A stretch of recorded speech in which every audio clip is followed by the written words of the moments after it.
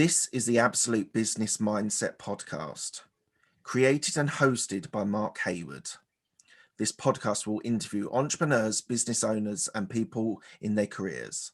We will delve into their journey to success, key life milestones, and go deep into their area of expertise. Get ready to learn from other successes and failures. Today we have Angel Ribo, who is the CEO Confidant. Hello, Angel. How are you? Hi, Mark. Great to be here. Thank you. Thank you so much. And obviously, thank you everybody who's listening to us today. Well, thank you for joining me. It's going to be an absolute pleasure, I'm sure. What I just wanted to give people at the start is a quick synopsis of who you are, what you do at the moment, and then we'll go back and tell the story. So you help sales teams be profitable custodians, which I'm sure we'll talk about later on what a profitable custodian is, in sales negotiation, equity creation, and all based in Dallas, US at the moment. Is that right? Yes, thank you. Right. We are going to go back to your university at Catalonia, your engineering computing engineering degree, but I want to just touch on one thing first. You speak 6 languages. Yes. Wow. So is that all based around your traveling and where you've lived in the different locations, or was there languages that you wanted to learn and you went and learned them? Well, that's a great question. First of all, as you know, I come from Catalonia and I was born 1 hour away from Barcelona. So we are right south of the border with France. So in my school, at my age, English was not taught. So French was the only option. So thank God that was the case, because otherwise I would have never learned French. So, I really, for some reason, I was really ready to learn foreign languages. Probably one of the reasons is because, as you know, in Barcelona and Catalonia, we speak Catalan, which is a language between Spanish and French, right? So we have more sounds, the phonetic is more complicated. So I was learning French there. And mom and dad, they said, hey, Angel, although they don't speak a single language besides Spanish and Catalan, they said, Angel, we want you to learn English at the same time. So they enrolled me on a private school. So since I think it was 4th grade, I was learning French in school and I was learning English outside of school. And then magic happened, which was, mom and dad were they saved some money for me and my sister to go to Scarborough in the UK to learn English. And that was in 1981, 82. So that means that I was 13 years old. And that changed my life forever. If you have ever tried to learn a foreign language, you're always translating, right? You're always translating. So me going for a month to Scarborough meant that I went to Scarborough having to translate everything in my mind. And when I came back, I didn't have to translate anything. I was speaking English automatically. Automatically. I mean, I remember going back to my private school class and everybody was, wow, you've really learned a lot. And I have to tell you that trip, not only my sister went to the same school in Scarborough, but also my cousin. And I did the following thing. I was given the choice, who do you want to stay? I mean, what kind of family do you want to have? And I said, I want to be in a family in which I don't speak a word in Spanish in a month.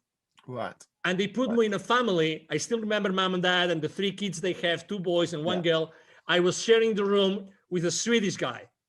Right. It was a Swedish guy. So I was, and the thing is, God helped me so much. This Swedish guy, oh my God, was he an introvert? Okay. Was he an introvert? So I spent the entire month speaking English with the family, and they would take me everywhere, and we would go to so many places.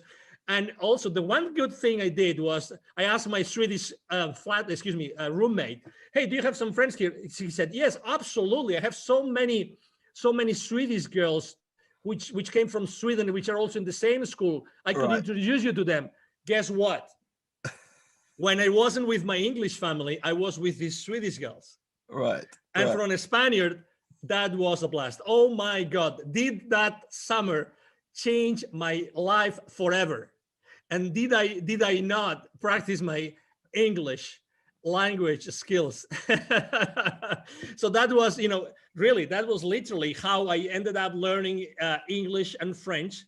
And then, I started traveling. When I went to college, I was part of an international organization. I was the president for that organization. And then I went to France with an internship. but I also started to be exposed to Portugal. So I had to learn Portuguese, excuse me. And then I learned a little bit of German because I was for 2 years, I was, dating wonderful, beautiful German girl. So I was literally visiting her, or she was visiting me almost every week. So I was going to Germany a lot. So, when you're kind of everything in your life is taking you to a place where if you just surrender to it, you keep learning and learning and learning. And, eventually I used my Portuguese that I learned with a Portuguese student in Barcelona. I used it when I was conducting business in Brazil, and when I later on in my career, I moved from Barcelona to the UK to work for a technology company. Guess what? I was asked to call in English to the Nordic countries and to Germany. So I was making sales calls from the UK to those countries. So it's kind of, I always had to make an effort. Like I had to put myself in a discomfort zone in order to learn another language. And learning a language, right? I'm confessing here, I am a typical Englishman who struggles with languages. I was at school, did 6 years of Spanish and a couple of years of German, and really struggled. I just didn't have the natural flow of it. But how do you construct learning a language? The immersion technique, it sounds like you immersed yourself in culture, in people, and that's how you learned it. But they're all Latin languages, so they all have a sort of similarity. But how did you sort of approach learning languages? As you said, you're sort of translating everything Spanish to English, English to Spanish. Yes. But what sort of techniques did you use to get your languages and embed and understand with such fluidity? Your English is fantastic, and I know you're in the US now, so you do use it every day. But how did you approach learning the languages? Well, this is a great question. I remember when I was once paid, I think my first employer, when I left college, they paid for lessons. I think it was Portuguese. And they actually enrolled me. I don't know if I can use commercial names, but for this at this school, Berlitz, which they're very well known for languages and to teaching languages, foreign languages to executives. Yeah. And they would typically, even if you don't know anything about that language, you start listening to it. You start, you don't know anything, but your brain. There's something in your brain that suddenly starts being comfortable, familiar with certain sounds. And the more you are exposed, I remember when I first learned English, when I told you my story to Scarborough, having the TV set that we had in the room always on. It doesn't matter, always on. I would never do that today with the amount of fear that there's in the news. But at that point, it's always getting used to the language, even if I didn't understand what they were saying. It doesn't matter. So you actually used a word which is called immersion. There's a guru in human behavior, who is Tony Robbins. Oh, right? Yeah, I know Tony. If you ever listen to, obviously you have, or you attend one of his events, right? He talks about immersion all the time. He always makes this funny story when he started to learn polo, being on his horse and everything. Immersion. Even if you had to pay to learn a skill, but you can literally land, land in a place where that particular skill is being used. Yeah, that's the best way to do it. And again, it doesn't have to be perfect.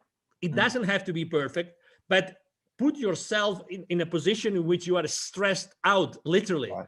You don't feel comfortable because you don't understand anything. It doesn't matter. But your brain is starting to tune into the expressions, the phonetics.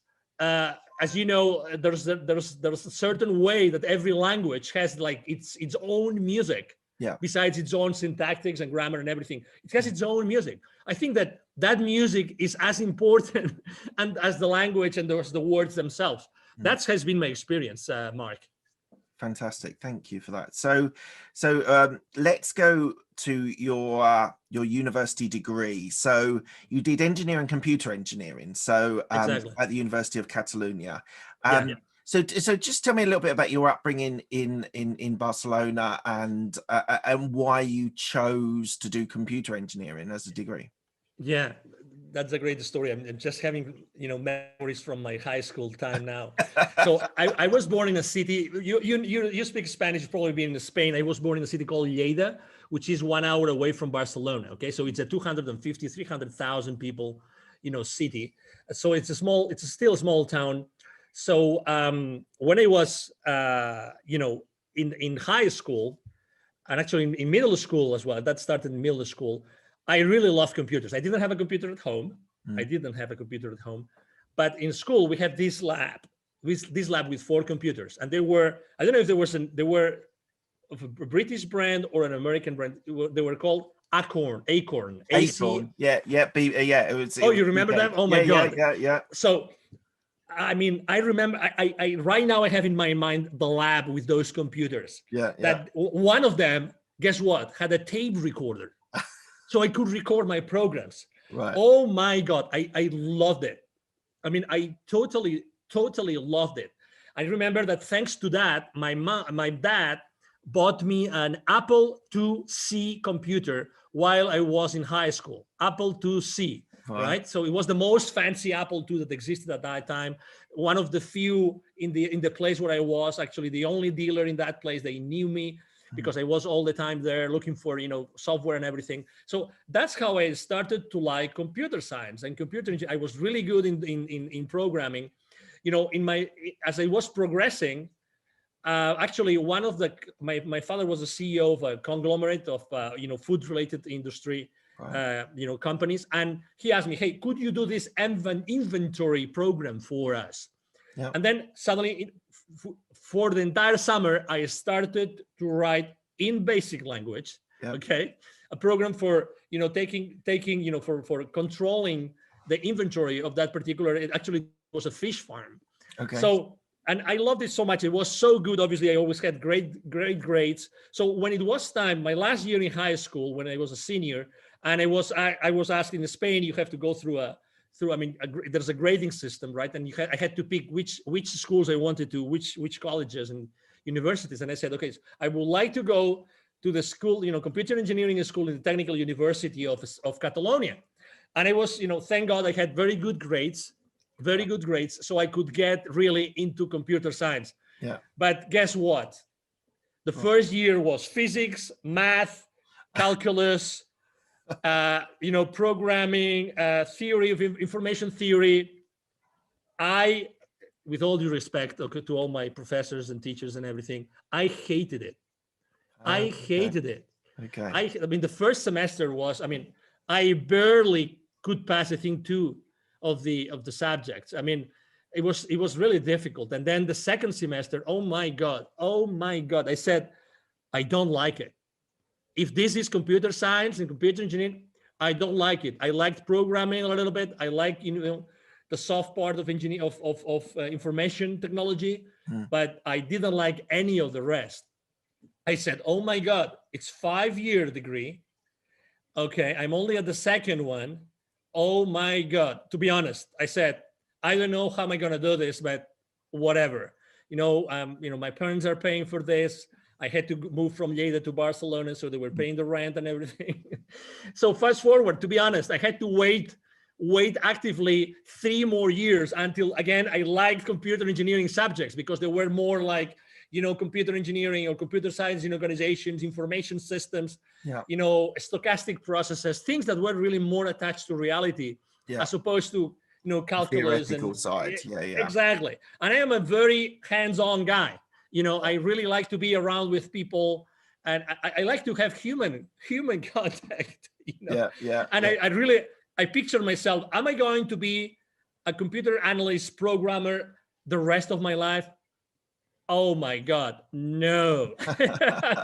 That's not going to be Angel Ribo at all. That's why, as you have read, that's why, really after I finished my degree, I said, I have to do something more related to business.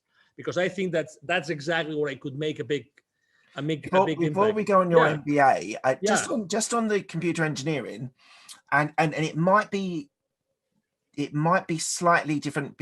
I want to clarify. So we have in the UK something called computer science, Mm-hmm. and that is basically learning languages. And I'm interested.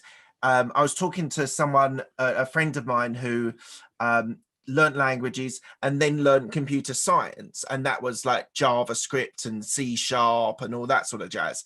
And he said that actually it was very easy to learn because it was just learning a new language. Did you have the same experience there as well? No. Okay. That was actually, it was called a degree when I started. It was called computer science. Right. But as all the, let's say, the names and titles changed throughout my career, actually they eventually called it computer engineering. So I Okay. started the studies, were being named like that. But as far as computer languages, no, we didn't really learn, this many of the computer language at all. I mean, I remember using, after the second semester, we did not learn any language anymore. So you didn't learn the programming. You were We building learned the hardware, building the computers, and we learned both hardware and software. But what I'm Right. trying to say, they taught the programming, the languages that they taught us, or the programming that they taught us were language independent. Right. Okay, so it was very much on how to do things, but not specifically with a language. We were using a universal language, and then literally we were given the freedom to use the language that we wanted. It Right. could be any language. So that was, I mean, again, but if you realize, maybe if it was more like specific languages, maybe I would have liked it more. I don't know. But the reality is that everything seemed to me too abstract, and I wanted to go back to earth. And that's, as I mean, reflecting upon what I had done in high school, again, it was very down to earth. I was able to deliver specific results. I mean, as much as I am a strategic guy, but to be honest, I'm strategic as far as the rubber can hit the road, really. Right. Otherwise, it doesn't serve me. Right. It doesn't serve me. And I need to see those results, because at the end of the day, I think that has helped me a lot in my life in general, like really wanting to see those specific results, those specific outcomes of everything that I have done. Yeah. Yeah. So you then did an MBA in Barcelona. Yeah. Was that to give you the business experience? Yes.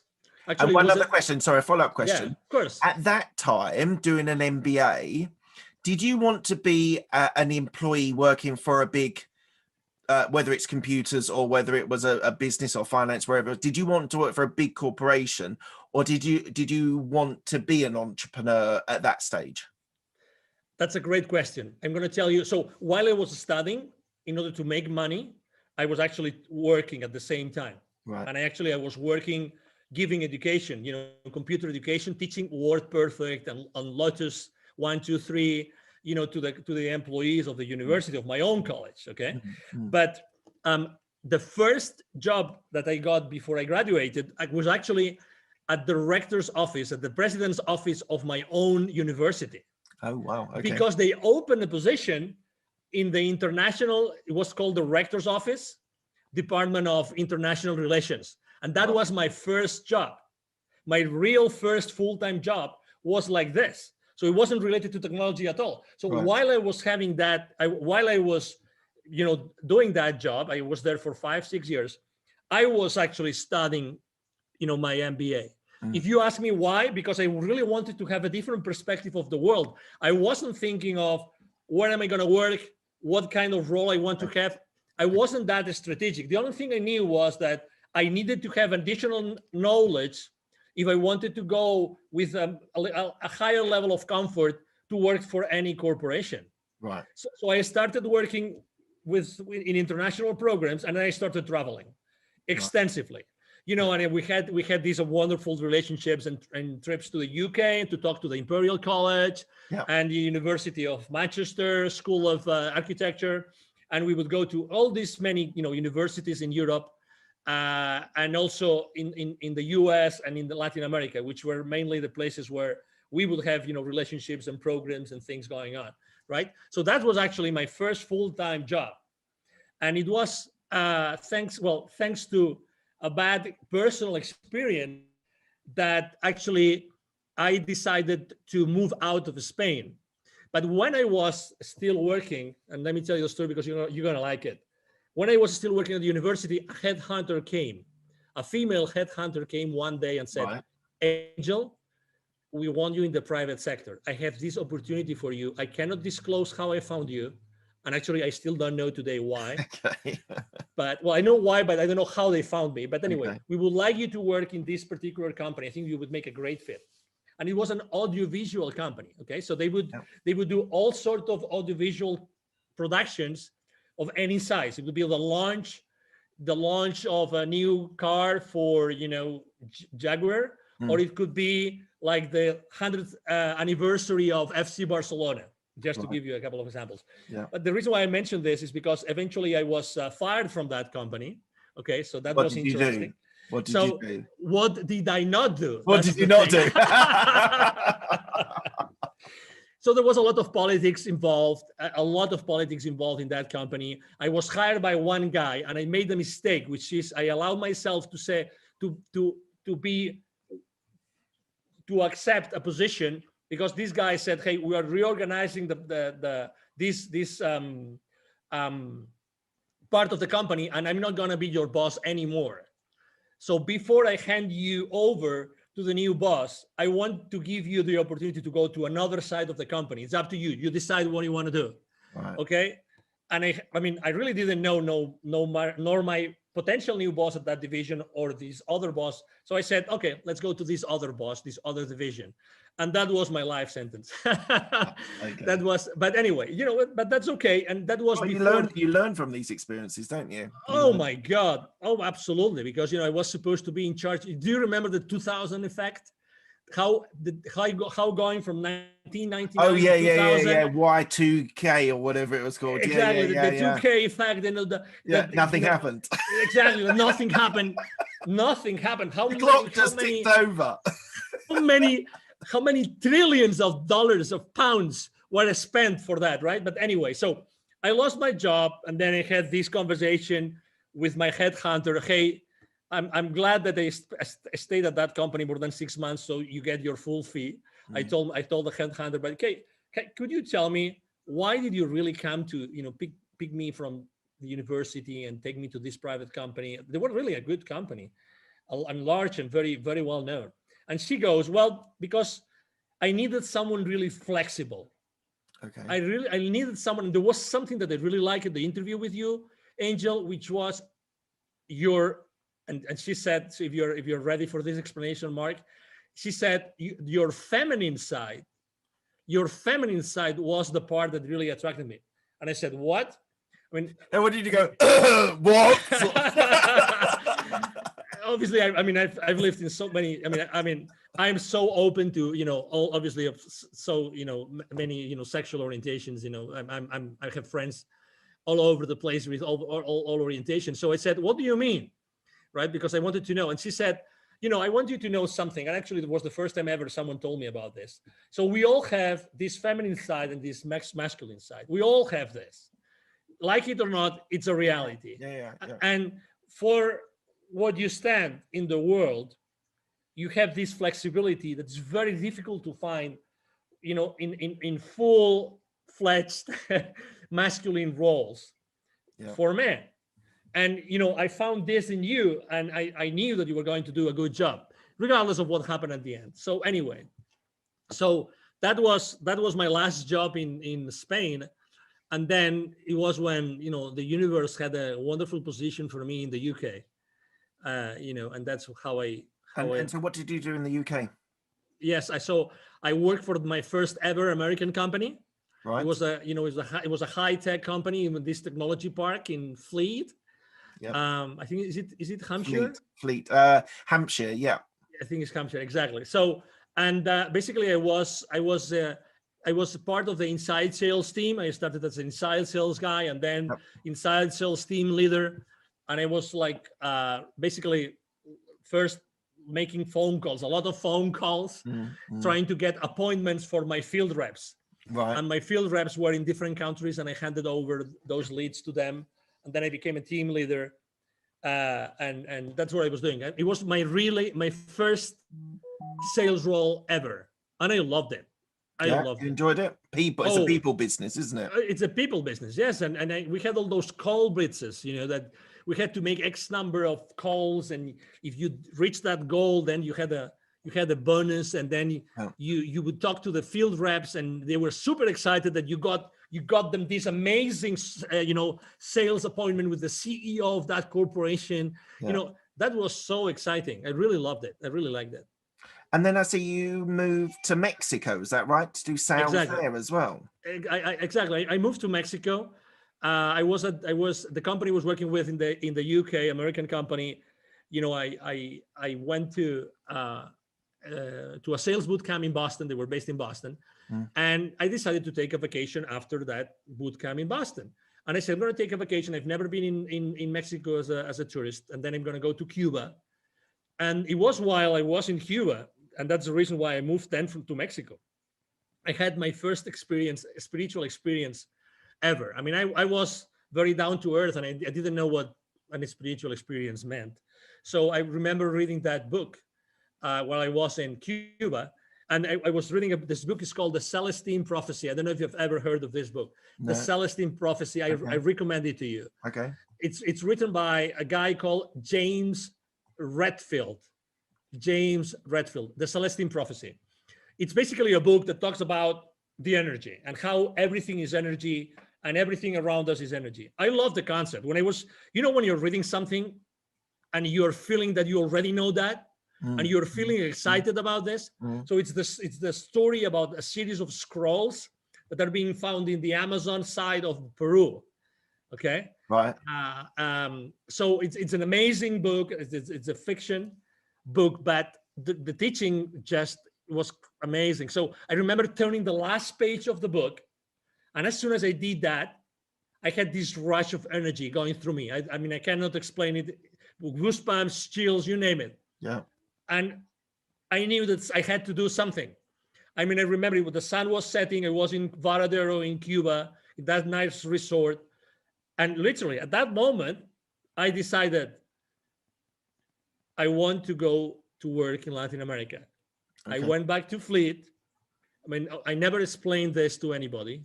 Okay, now everybody knows because I have explained the story, but I never explained that to my managers. But I told my managers, both American, I told them, hey, I would like to go to work in Latin America. You tell me where you have an opening.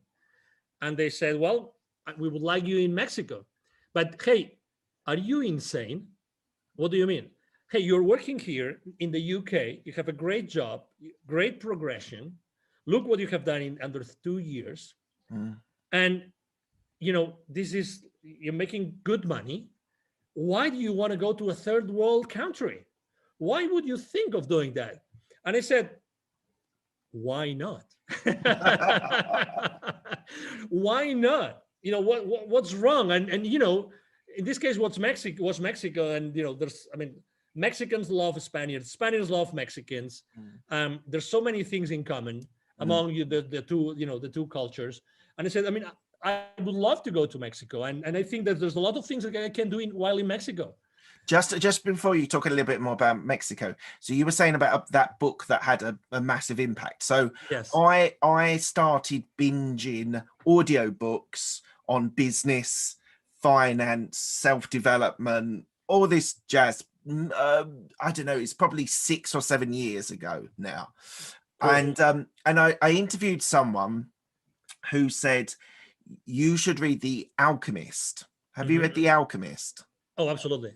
So I was binging on this business stuff, and he's like, no, this will give you a really good perspective. It will open your eyes. It will spiritually help you. And I was a bit cynical, but I listened to it on audiobook, and it changed my life. It really changed my life, having that perspective on people's behaviors, people's way people react, and the way I should react, or the way the character in the story reacts to situations, and I'm even, while I'm telling you about this little story, I'm even thinking of the stories within the actual story. So so I know what you mean. I didn't decide to move to Mexico or anything, but I definitely know what you mean. Like non-fiction books can have, like, because as I said, I binged on business books, but that really was a life changer and a really inspiring book. So sorry, I just wanted to just pop that in there. Sorry, you were saying about Mexico. No, so but I would like, no, but I mean, to your point, I mean, I downloaded my first Audible book before Audible was even an Amazon company, and I think it's a great companion. I think that for while I'm in the shower, while I'm driving, while I'm commuting, I mean, while I'm exercising, audiobooks are a great companion. They're fantastic. I must admit, my intake has reduced, because I used to do it on the commute into my office while I was still working in corporate, and that was my, as you say, companion. That was go in, listen to a story. I listened to it at 2 times speed as well. My brain now assimilates it faster. I think that's one of my life hacks. Like, if you're listening to audiobooks, put it on 2 times speed, because your brain just reacts and starts assimilating the information even though it's coming through faster. Thank you. So try that out. That's a great tip. Try that out. I never thought of doing it, but that's why I never thought of doing it, because when I tried 1.5, it was so uncomfortable. No, the thing is, no, I know. You literally have to do like 2 or 3 times of trying it, and then your brain just switches, and then it goes into that level as well. Exactly. No, you just, absolutely. I mean, I am a follower of a guy called Dr. Joe Dispenza. And he talks about, he's one of the most famous neuroscientists, very, very, very respected, because he's very science-based. And he talks about neuronal connections, how they are being built, how they are being, if you want to change your limiting beliefs, how do you have to replace them by others, these kind of things. But now that you said it, I immediately saw it. Exactly. That's the place. You have to be in an uncomfortable place. As many other things in life, you have to be in an uncomfortable place in order to get yourself into a completely different level. And guess what? You just said it. It's a life hack. It's a life hack. I'm going to do this immediately. I mean, thank you. Well, don't do it until we finish the interview. Thank you. Oh, yeah. No, but I mean, just because of this is a life-changing piece of advice. Thank you, Mark. Well, no, honestly. My absolute pleasure. So let's move from Mexico. You then moved to Dallas. And I thought it was really interesting when I started reading. So was it, I don't know how to pronounce, Dassault Systems? Yes. Dassault Systems. Yes. So you moved there, and you were doing the Mexico account in the office. But you did sales and marketing. You were there 10 years. So you were there a substantial period of time. Absolutely. You did marketing and sales, account management, sales leadership. So what made, first of all, what made you move to Dallas? And then why were you compelled to stay there for such a long period? Yes. The first thing, I moved to Dallas because at some point in 2010, the vice president for sales, he came into the country and he said, "Hey, Angel, if you want to offer you a better position, you have to move to the US, because we are a US-based company. So if we want to offer you," so he helped me tremendously. Great guy, and great company, by the way. Dassault Systems is a great French company. Right. So that's the reason why I moved to Dallas. Also, I was a bit reluctant in the beginning to move to the US. Sometimes Europeans, we're, biased on our thoughts, and it goes both ways. So, some of the Americans don't like Europeans. Exactly. Well. But I have to say, it was a great move. Also, I had 3 kids in school age. Right. So for me, also, it was also a very important thing to decide if I wanted them to receive an education in Mexico or in the US. So we decided with my wife to do it. So why I stayed so many years? So I stayed so many years because of these 10 years, actually, of these 10 years, the first 8, I was working for a division called SolidWorks, very well known in the software industry, engineering, product design industry. And I really had a lot of freedom. I really developed a very strong business. I was enjoying it. I was thriving. I had a blast. I had an extraordinary team. I did great things. My work was recognized consistently in the entire corporation. So I was really having a great time, and it was really valued, and everything was, I really have to say, I was able to build a great team along to help me do that. That's the main reason. And, I've always liked traveling. So for me, being able to develop business, to close sales, to negotiate deals with people in so many countries in Latin America, that was such a blessing. Such a blessing. I was traveling all over the place, and I loved it. Some people are maybe reluctant to travel, and when they offer a position, they say it's 50% travel or 75% travel. Yeah. For me, 100% travel was amazing, right? Because that's who I am. Don't ask me why. It's just who I am. Probably because of the languages, right? Because I feel like a citizen of the world, that I can go anywhere, and I like learning. I like being exposed to new things, and that's who I was. So that's why I stayed in the company for so long. And was there a specific career development that was opened up to you? And like, not necessarily your first day, but in the first year, they said, "Look, Angel, we think you can keep progressing." Like, what was it opened up to you, or did you have to fight for the progression? Like, what was? I had to fight for the progression. I suppose you were in sales, so yes, I had to fight for the progression. Again, it is what it is, and again, you always put, wherever you are in your life, you have a scale, right? In your mind, right? And you put one things in one side and one things in the other. It's a matter of balance. So you find the right balance, So I was really, as I mentioned before, freedom. I had a lot of freedom to do a lot of things. I developed a certification process for my sales force, a certification process for my entire channel, distribution channel. I designed training programs. I had so much freedom, and I could do so many things. And we had no boundaries. We could do anything. And we deployed strategies in Latin America that nobody had deployed worldwide, literally. So I had so much trust from my managers and the leaders of the company. Oh my God. And again, I value my freedom a lot. A lot. And did you have a coach or a mentor there? You said about the person who brought you in. What was that available to you? Not really. That's a great question. I think that I always learn through exposing myself, through being in uncomfortable places, and being the one doing stuff. Probably my passion and my enthusiasm helped me a lot, so that when I was proposing something, people would, go with me all the way. I was one of these guys that I would really, walk my talk. So people would come along with me, but there wasn't this written career path. I wish, because that gives you a lot of certainty. That's why, I was, people talk about the term like a corporate survivor. Yeah. In the sense that even though there was not such a career path specifically laid out for you, still I was able to thrive, and I was able to get different positions.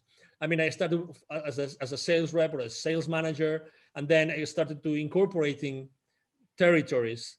That's something that happens at corporate, right? You keep on bringing additional territories, additional revenue, right? And eventually, when I moved to the US, I incorporated, strategic accounts and accounts that were present at both sides of the board, and these kind of things. Right.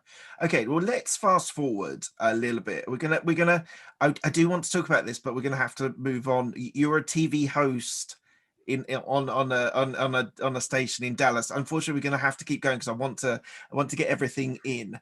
Go ahead. So what I suddenly started seeing at a certain point of your career, you created CEO Confidant, which we'll talk about in a minute, but you started doing philanthropic, it's charity work that you started to do. So you became the president and co-founder of Wisdom for Kids, and you also, this is not so charity, but you became the CEO of Divine Human Ventures, which is helping the gap globally for companies to reach different parts of the world. So what made you take that shift, which is beyond the sort of corporate or entrepreneurial world, into those areas as well? Well, when I have to say, I started to prepare myself before I left corporate world in 2016. I started to prepare myself, and I started going to different conferences of people that knew about things that I thought could be valuable for me. Right. They were basically, these famous online marketeers, these people that have done, online launches, Yeah. that they know everything about coaching programs, sales funnels. So I attended so many conferences during 2014, 15, and eventually 16. So I prepared myself for doing that. I'm telling you about this because in 2015, 1 year before I left corporate America, I had a spiritual experience. Okay, it was the month of March. I was in Mexico City. It was a Saturday morning, and I was exhausted. I used to like to say when I was in the UK, I was knackered. Okay, Yeah. exactly. That's a great expression. So because I remember that morning very well because it changed my life forever. So it was at that hotel. Typically, I would fly back to Dallas to be with my family on a Friday night, but I missed my plane. So I had to reschedule for Saturday, and I couldn't reschedule for the first flight in the morning. So I had to reschedule for the 5 p.m. flight on Saturday. So that means basically that I would spend 1 day less with my family. So I was really remorseful. I woke up. I was at that hotel. I remember exactly where I was, in which room I was, and as soon as I went into the shower and the water that Saturday morning, I had, and now I recognized it, right? Or I then recognized it. I had a full-fledged like spiritual experience. So remember that what I told you that I had in Cuba before? So that happened, but with a lot of images, a lot of flashes, and a lot of things that made me cry like a baby. So imagine myself, from the outside, you would only see an adult, a young man crying in the shower under the water.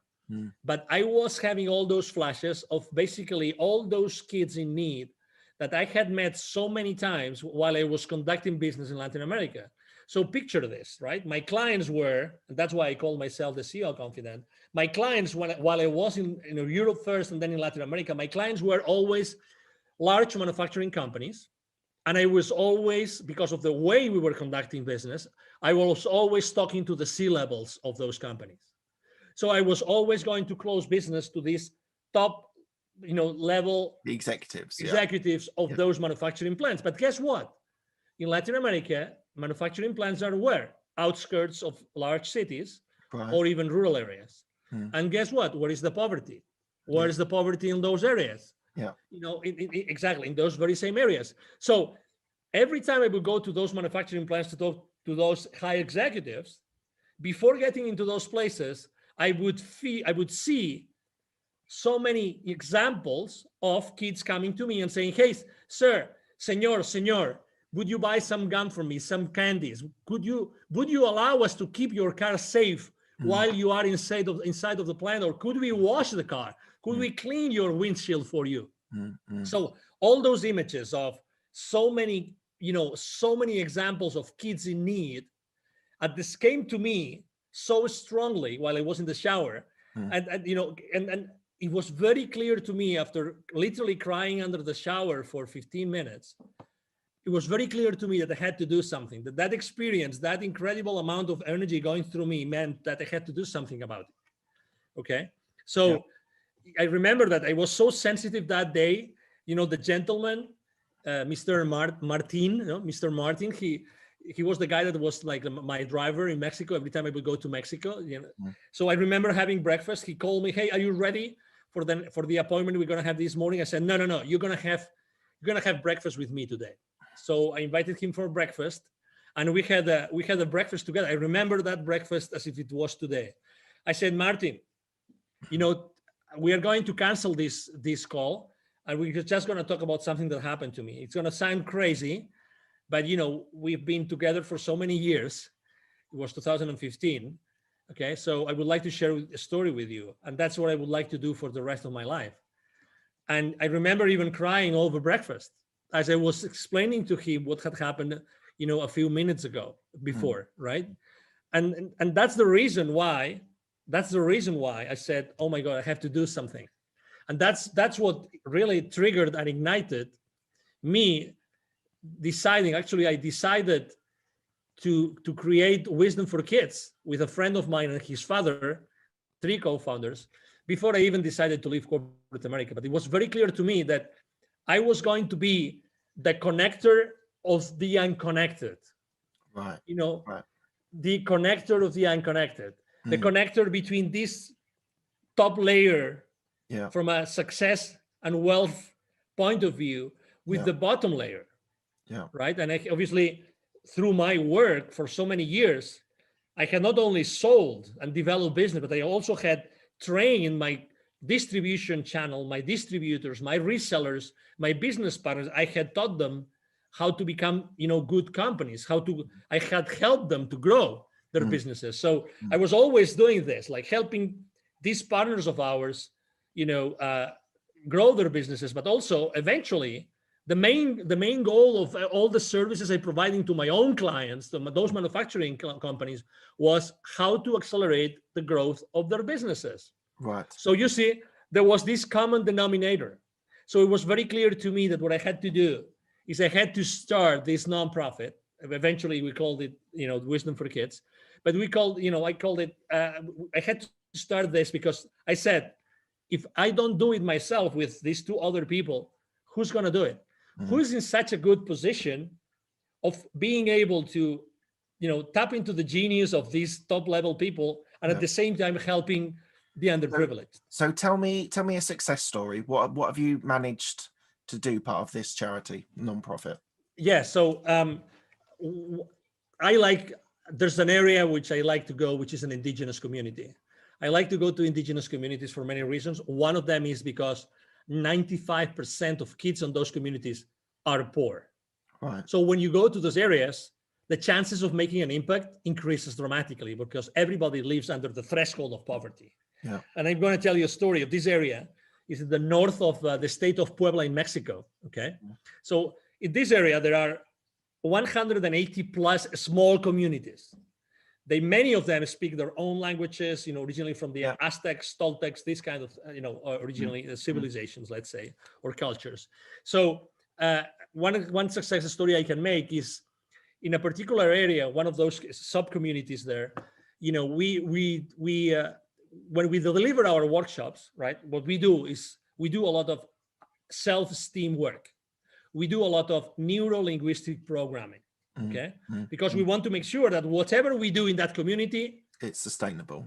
Exactly, it's sustainable, right? So we went to that place, and we basically started talking about, hey, you have to love yourself. I mean, this is kind of the message, right? I mean, we don't teach it like this. There's no whiteboard. We jump, we sing, we dance, all sorts of crazy things that you can imagine we do with the kids. Why? Because we connect with them, again, at an energy level. Yeah. We raise the energy of that place wherever we conduct our workshops. And that's the main goal. The main goal is we connect with them at such an energy level that, like, the most amazing part of the workshop, which is a 20-minute meditation, has the most impact. So for 1 hour and 40 minutes, we are preparing our kids for the most important part of the workshop, which is the meditation. Right. I mean, you have to think that we spent 2 years preparing the workshop. We had 2 PhD students preparing the workshop with us. Right. All right. So there's these 2 kids, which were brothers, which had different grades. One was second grade and the other one was third grade. And the story, the success story is because, we always say that we help underprivileged kids in Latin America become entrepreneurs using their local resources. We don't want them to go somewhere else to be successful. Yeah. We want them to become aware of the wealth and the resources which is around them. Yeah. Okay, so we told them, hey, okay, so what do you think you have here that people might like, right? And we started having that conversation, right? So we brought the mom of these two kids. Okay, we brought them and we say, okay, so what do you think we could do? And one of these kids really was very good with what he was doing with his hands, right? And we said, why don't you start making, and it's a very simple thing, but bracelets with stones that you were able to find here. Yeah. Actually, and they said, wow, that sounds really interesting. So we sat down with them, we sat down with the mom, and we made sure that they were going to, we were going to have a continuation, because the challenge there is not passing on the how to do something, it's to do it. It's actually to take action. Remember, it's not. There's one mantra that I always share with my business, with my clients, which is take imperfect action now. Yeah. That's my mantra. Take imperfect action now.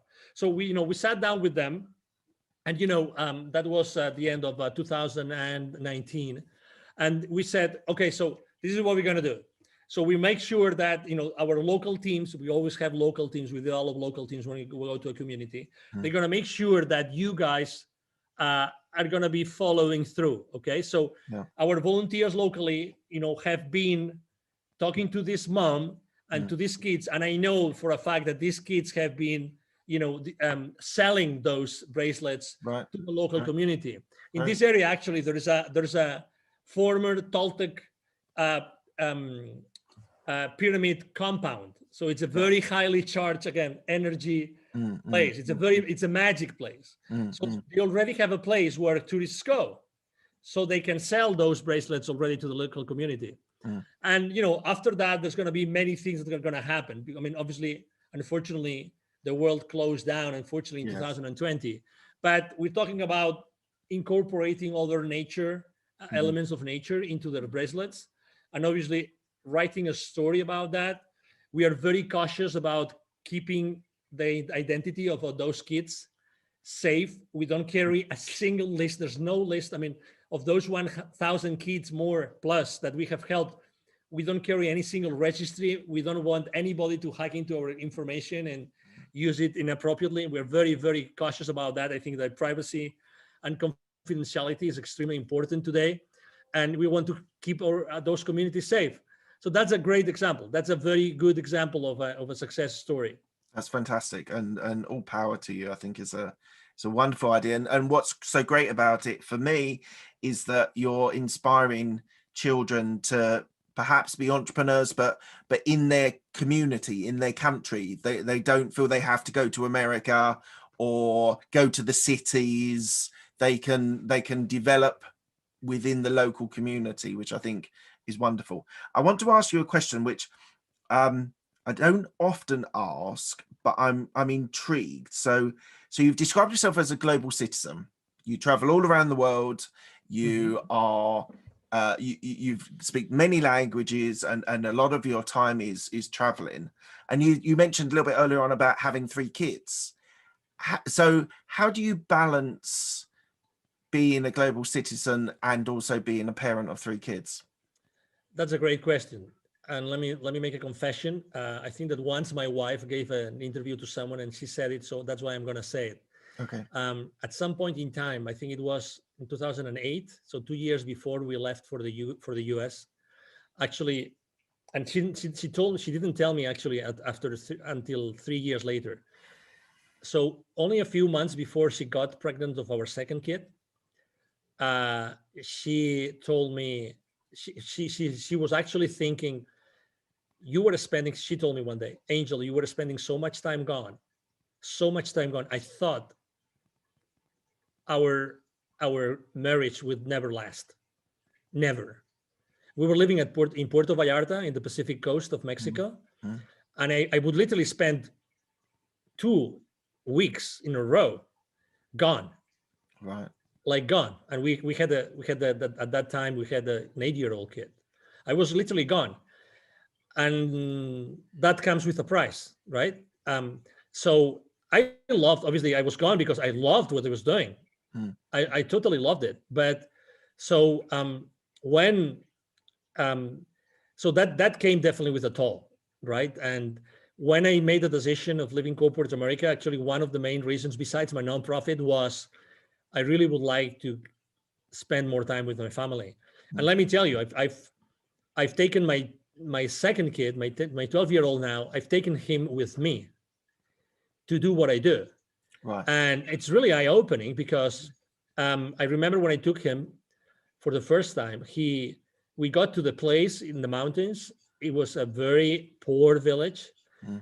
You know, there was the Sunday market was on. Mm. It was dirty. It was smelly. It was raining, you know, cats and dogs. Mm. And my kid, like we had literally, I mean, we took a 6.5-hour bus from Mexico City to that place in the mountains. Oh, okay. Yeah. Yeah. Okay. I mean, and my kid said, Daddy, I want to go back home now. I don't want to be here. Oh no. I don't want to be here. That's I not what mean, you the want to hear, is it? whole landscape, you know, the whole scenario Yeah. was so, let me use the right word in English, appalling Yeah. for a kid that he said, I want to go back home. I don't want to stay here. I mean, I really don't want to stay here. Well, luckily enough, the next day it stopped raining. It was, you know, as you know, in the mountains, then it was warmer and it was very nice sun. And then obviously he was involved in delivering the workshops. Yeah. He was one of the highlight of the kids because they got to see a kid from a completely different life Yeah. Yeah. with them. Yeah. You know, and then he changed the way that he was seeing the whole wisdom for kids that dad is doing, you know. Yeah. And it was a great experience. And now he knows and he understands exactly what an underprivileged kid means. Yeah. Yeah. And Absolutely. you know, but yeah, so but it was, to your question, it was very difficult. Now I work, I mean, my office is at the second floor at home, you know, we have a Right. 2-story Right. home. Yeah. And it's different. And I spend a lot of time with my kid, and actually now he's in school, but most of the time he listens into my podcast interviews. Right. And not only that, sometimes I ask him to write posts. He's brilliant. He's much smarter than me. I mean, needless to say, his genes are much better, much better. And he's brilliant in English. He's brilliant. He got this prize from his school for his English, you know, skills. He writes really good. So he has his, you know, he made his own computer and he has it like next to me here in the office. Thank God we have a large office. But I love to have him involved. And every month I have my daddy son night, my daddy daughter night, obviously my daddy mommy night, right? Yeah. Date night, we call it. But it's important because otherwise, I mean, you know, I mean, just to mention something, the last 12 months, how difficult have they been for the families? Do you know what? So I left corporate in October 2020. So I'd sort of been living a dual life. I had my corporate career and then I had my podcast and various other things. And I was sort of leaving the house at 6:30, 7 o'clock in the morning, coming back. I had US clients, so I was coming back 8:30, rarely seeing them in the day. And I think one of the things that COVID has actually done is, so I'm working from home. We've managed to make it work. I can close the door if the kids are not, if I'm doing an interview, but actually being present. It's not always that you're like, I'm doing a little bit of homeschooling at the moment. We're in lockdown in the UK, but my wife's brilliant and she does most of it. But just being present and being around and having meals with them and having breakfast with them and being involved in their lives is probably, for me personally, the biggest thing that COVID has given me as a benefit. Now, obviously, there's terrible, terrible stories and deaths, and people I know have had sorrow and sadness. But the one thing for me that's been great, it didn't push me to leave corporate America. I was leaving. I just hung around a little bit just in case what was going to happen, because it was also new. But I think the thing is making a really important point that that I wasn't necessarily traveling a lot, but it just, the corporate world sucks you in and it wants more and more from you, and naturally your kids and your wife and other and people around you, They're the people that suffer. It's great. I mean, if you think, now that you have I have to say that after leaving corporate, I was by myself in the desert for many months. Okay, Right. I had to adapt. Yeah. Yeah. I mean, for me, it wasn't automatic, right? I mean, although I was successful and blah blah blah, regardless, I thought it wasn't enough. I thought until I one day I sat down and started to make some accounting. How many clients have I seen? What were the achievements? How many people have I met? What did I do to help them? What, all these kind of things. I felt that it wasn't enough. So, I mean, everything works out, right? Yeah. It's true that when you work in this large structure of a large corporation, you give so much away, Yeah. so much. I mean, and you typically never feel fulfilled. You typically always feel that 100%. it's not enough. You Yeah. have to, you have to give enough. You have to give more. You have to give more. You have to give more. And there's never, one of the things that I will change if I was going back is the vacations. When I Right. would take a vacation, I always have had my mind still in my job. Mm. Always. Mm. I remember one time I said, okay, I'm going to go really far. Like I'm going to travel, not to Europe, but I'm going to travel to Hawaii because they are in the middle of the ocean. Yeah. And I will not have to talk to any of my resellers, any of my salespeople, nobody. I'm going to be there 3 weeks. I remember as if it was today. I couldn't do it. So I was a corporate animal. Yeah. Mark. Yeah. Like, you know what I mean? I was like completely embedded Yeah. into that work. So was I. And, and I didn't feel that it was wrong. I feel that that's what I have to do. I'm responsible for my business. Yeah. I'm responsible for my coworkers, for my, direct reports. I'm responsible for that revenue. And if I don't do it, I am not ethically and morally, I'm not doing the right thing. And it is so wrong. It is so wrong because you give away the most precious time of your life. Absolutely. Right. Let's talk on some more cheery things. So your entrepreneurial experience is all based around the CEO Confidant. So, so it's about sales accountability. One of the things that I want you to talk about is a profitable custodian. Yeah. Now, this was a phrase which I've never seen. Now, I've interviewed probably 80 odd people, maybe. Yeah, about 80. And I've spoken to salespeople, people that started in sales. And so what is a profitable custodian? Yeah, so this is that term that we developed together with one of my business partners. Okay, so his name is Neville Joffe. He's an executive educator. So one of the things that we tend to think as entrepreneurs is that we have to do it all ourselves, and that's so bad. So bad. I think that we have never been taught to really collaborate and establish strong business partnerships.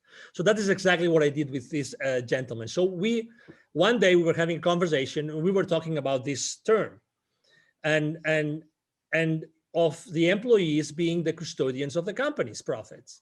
And I said, hey, we have something here.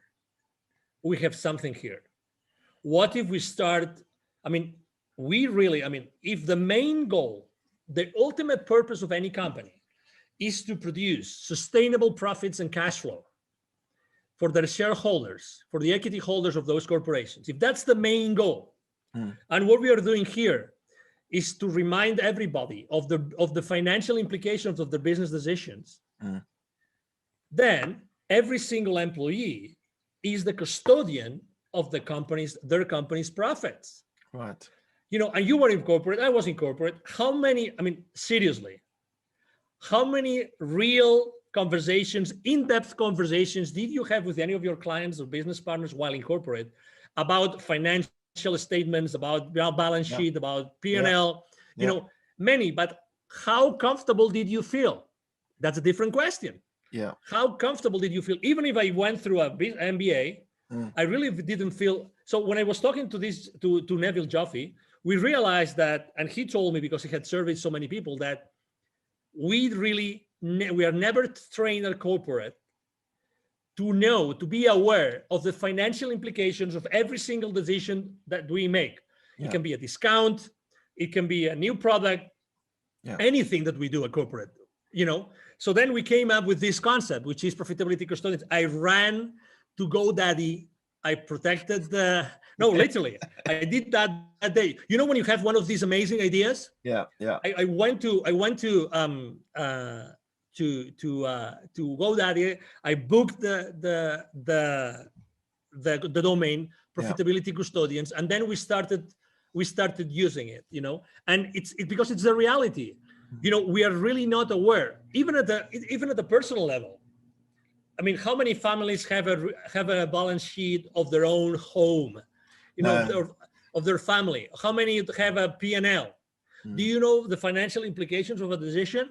Well, roughly. The answer is roughly, right? Yeah. Do you know something that was a game changer for me? You were talking about books earlier on. Yeah. Remy Sethi, who wrote a book called Make You Rich or something, and it was a game changer again for me, because it started talking about, on a personal finance point of view, having different accounts for different things. So we had a Christmas account that we were putting money in every month, and that when Christmas came around, when you buy stupid amounts of presents for your kids and things like that, we had a fund for it, and we didn't even spend all the money that was available. So now that's rolled on to birthday funds when we want to buy the kids birthdays, and I've managed to be able to separate. So I now put every month a little bit away for tax, a little bit into this fund.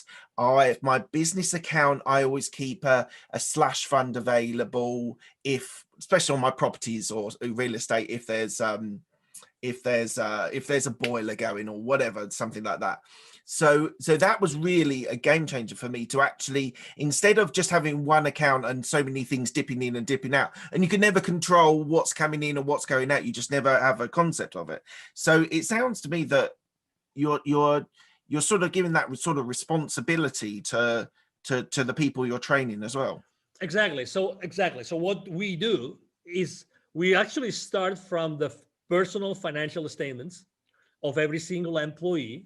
Okay, we're talking about, I mean, this is designed for both entrepreneurs and for corporate business operators, let's say. So we started from the financial statements, of personal financial statements of everybody who is being trained, because it's from there, it's from that position where everybody acknowledges what we're talking about, that we then go to corporate finances. And again, it's the same thing.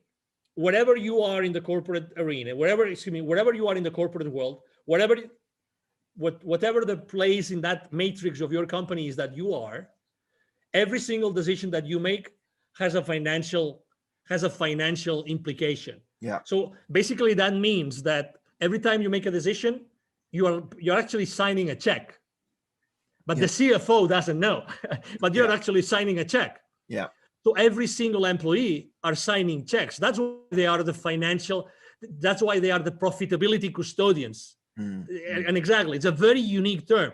But every single employee is the profitability custodian of the company's profits, because that's the nature of the company. And that's a blind spot. That's a big blind spot. We run, as you know, we are very active on LinkedIn. We run a survey on my profile. I run a survey asking, what do you think is the main blind spot of salespeople in the corporate world? And we expected that profitability would be one of the top places. It wasn't the top. It was not the top. So that's why, again, even though every single company exists, in order to produce sustainable to increase sustainably, shareholder value and cash flow, that's the main goal of a corporation, then very little is done at an employee level. Obviously, the CFO knows what he's doing, but how much is being done in order to align? 100%, especially in corporate, because people that I worked with.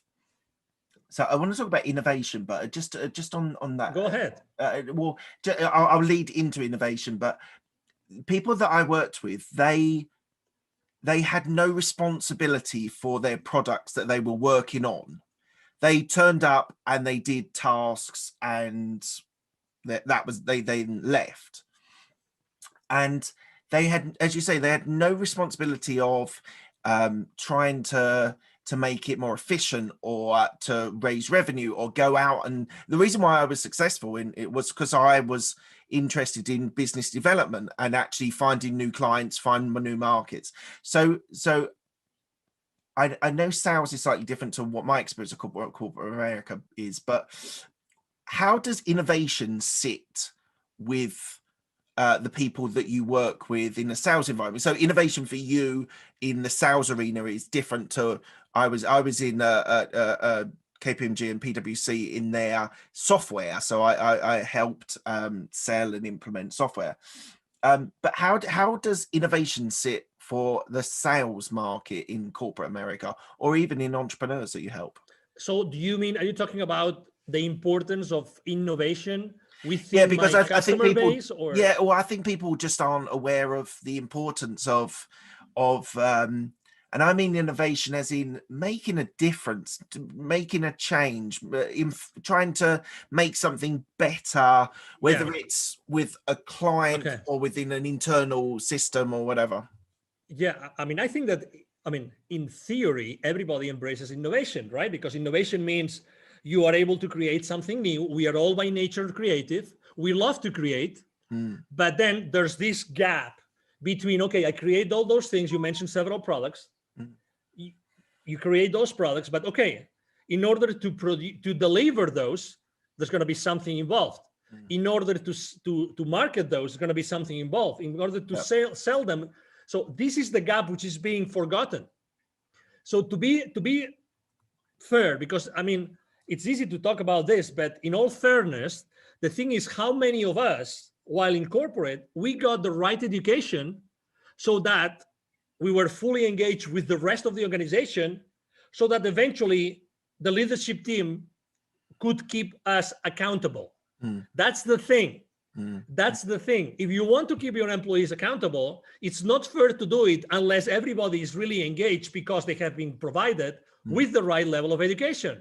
And that's where the gap is. That's where the gap is. And again, it's a matter of priorities. It's a matter of priorities. So for instance, I was also selling to many different industries. We were selling what is called product lifecycle management software. Okay. Right. So that means that our clients would be like corporations that they would have some products that they would send to the market, and obviously they wanted to launch those products to the market faster than the competition, blah blah blah. Obviously innovation was always there because our tools were helping them to be really innovative and to launch to market, the time to market, right? Time to market. Right? So innovation was always there. But again, it's not only that you have a great idea and you're able to make sure it's going to fulfill your client's needs. It's not only that, because something that also, again, another gap. When you are selling something, how many times do you really care about the profitability of your client when they buy from you? Because at the very second that you close a deal with them, you become a liability. You become a liability in your client's financial statements. Yes. And it's a great revenue for you. Yeah. But until the returns, until the client sees the returns, you are a liability. You tell me, as a salesperson, how many times you have the tough love conversation, the tough conversation with your client, in which you say, okay, but I'm only going to sell to you unless we really have a tough conversation about how that is going to help you increase your profitability. Nobody does it. Nobody does it. Because why? Because it's a tough conversation. It's like, when you're dating this girl that you really wanted to date, like you were like dying to date with that girl, and then you immediately, for some reason, something changes and she says yes, and it's your first opportunity.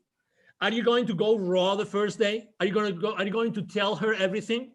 Not the first day, not even the first month, not even the first year, because she's the lady of your dreams, right? Mm-hmm. So it's the same thing. We are coin operated, we are salespeople. So when we have this possibility to sell a multi-million-dollar to someone, we never have these tough conversations. Wrong. This is the wrong thing to do, because we want long-term relationships with our clients. The best way to keep our clients alive and keep on buying from us is if we make sure that we develop that win-win, in which they recover and they make their investment in our products and services profitable. Mm-hmm. I'm going to have you back on my podcast again. I'm gonna so I what I want to do on our second interview, I'm happy to do it, is talk about sales, is go deep in on sales, because I think it's the core of your business, it's a core of your experiences. I've got certain views on sales, not negative, because I think people's career progressions is based on selling yourself. It's like you're selling to clients, you're selling yourself to your bosses. So we'll have to get you back on in a month or two. Right, we're coming to the end of the interview. I asked my guests 6 same questions. They're quick fire questions. They don't need quick fire answers, depending on how you want to respond to them. First question is, what's the best decision that you made?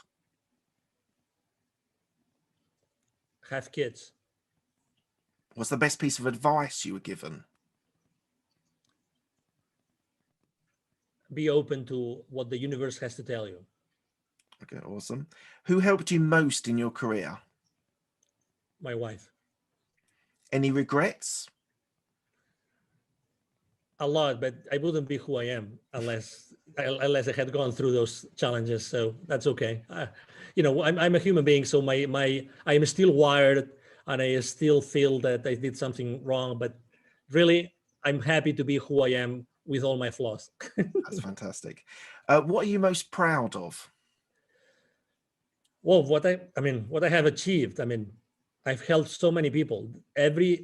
All the lives that I have been able to change. Awesome. And what does legacy mean to you? Well, legacy means all those things that the people that have been able to impact, to your previous question, all those memories, all those examples that I was able to give to all these people, the people that I was able to lead throughout my life. And that includes obviously my wife and my kids. Fantastic. Thank you very much. Where can people find you? Thank you. Yeah, very easy. Go to LinkedIn, Angel Ribo, the CEO Confidant, or send me an email. Ribo is spelled like R-I-B as in boy O. So my email address is angel, as in heaven, angel@angelribo.com. And I have to tell you, or myself or someone in my team will be, kind enough to respond to your message. So don't hesitate to write to me. That's fantastic. Thank you very much, Angel. It's been an absolute pleasure. Thank you. The pleasure has been mine. And obviously, thank you very much to the audience who has been